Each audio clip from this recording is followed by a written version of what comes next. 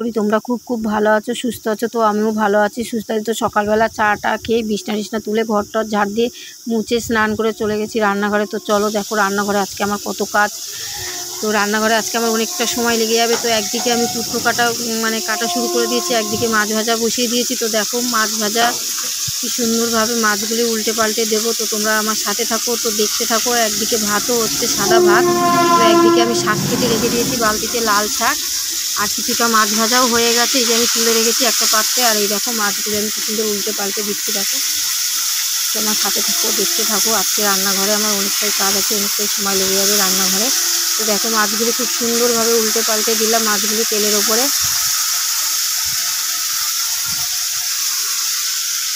সকালে আমি চা করে খেয়েছি, 4 বাটি করে।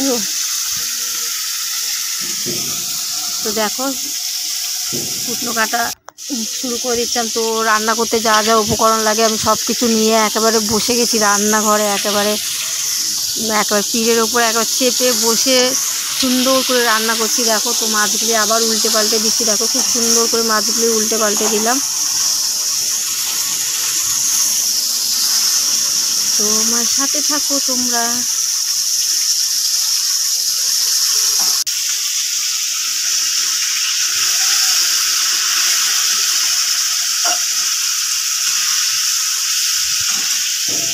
তো দেখো মাছ ভাজা আমার প্রায় হয়ে এসছে, মাছ ভাজা হয়েও গেছে। দেখো মাছ ভাজা হয়ে গেছে। তো একদিকে আমি কুটনো কাটা কেটে এদিকে মাছের ঝোল বসিয়ে দিয়েছি। এটা একটু পাতলা মাছের ঝোল হবে। তো মশলা টশলা হালকা মশলা দিয়ে তো আমি তরকারিটা কষাচ্ছি।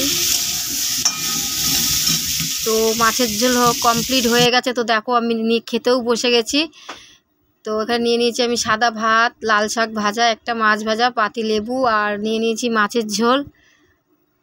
এখন আমি খাবো, আমার সাথে থাকো, তোমরা দেখতে থাকো। তো খাওয়া দাওয়া আমি কমপ্লিট করে তো দেখো আমি একটু সাজুগুজু করা শুরু করে দিয়েছি। হাতের সামনে পেয়েছি আর কি মেয়ের ড্রেস একটা, ওটা আমি পরে নিয়েছি।